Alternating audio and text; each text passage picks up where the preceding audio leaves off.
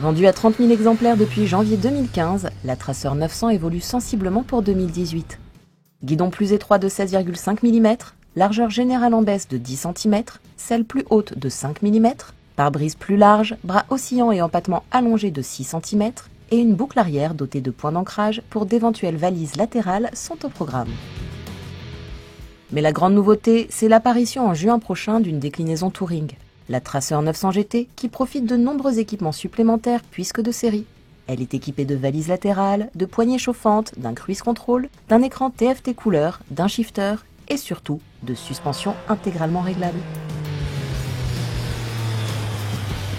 Bon, il faut d'emblée qu'on parle un petit peu de ce tableau de bord parce que c'est quand même important. Il y a un petit écran TFT dedans et il a l'air tout perdu. Et il fait tout petit dedans parce que en fait tout autour il y a des voyants. Mais là, comme ils ne sont pas allumés, bah, ça ne l'habille pas beaucoup. C'est dommage parce qu'en fait il est super lisible, hein. Il n'y a pas de problème, on voit très très bien dedans. Le guidon est un petit peu plus étroit que précédemment, ça la rend un petit peu moins trail, un petit peu plus routière. C'est pas mal parce que finalement sa vocation de GT, ça a un sens quoi. Évidemment là on a un pare-brise qui est différent et puis qui peut monter et descendre tout seul comme ça, hop, et même avant un virage. Ça pose pas spécialement de problème. Bon, un peu quand même, mais ça va, ça va. Bon, c'est bien sorti quoi. Pour le reste, c'est vrai qu'on retrouve les gènes de la Tracer 900 précédente, il n'y a pas de souci. Hormis le fait qu'elle est peut-être un petit peu plus souple, l'amortissement est entièrement réglable sur celle-là, la fourche aussi. Donc on peut faire des réglages assez fins et c'est pas plus mal parce que moi je vois là dans la version telle qu'on me l'a donnée, je la trouve effectivement peut-être un petit peu souple, un petit peu soumise au transfert de charge en l'occurrence sur les gros freinages. Ça a un petit peu tendance à me délester l'arrière en ce qui me concerne et du coup bon, si je suis en train de rétrograder, ça peut me faire partir légèrement en glisse, un peu à la Supermoto. Alors je sais qu'il y en a qui vont trouver ça super, mais d'autres vont peut-être trouver que ça mériterait d'être un petit peu raffermi, disons, pour avoir une tenue de route plus sûre, quoi. Il y a un vent, mais c'est un truc de fou. Bon, en même temps, il faut que je me dépêche parce que il est censé tomber des cordes, donc le vent, normalement, c'est plutôt bon signe, hein. Ça annonce quand même un peu les cordes en général. Donc, je me dépêche, j'espère que vous entendez bien. Oui, ça va, t'inquiète pas, on t'entend bien Roscoe. Mais sinon, comment tu te sens dessus? La selle est différente, c'est mieux? Alors, elle a été revue.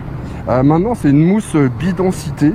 Elle est pas forcément tellement plus confortable, on va pas se voiler la face. Moi, je pense que l'accessoire Selle Confort n'est pas à exclure d'emblée de sa réflexion au moment d'acheter cette moto. En revanche, elle est beaucoup plus étroite à l'arcade.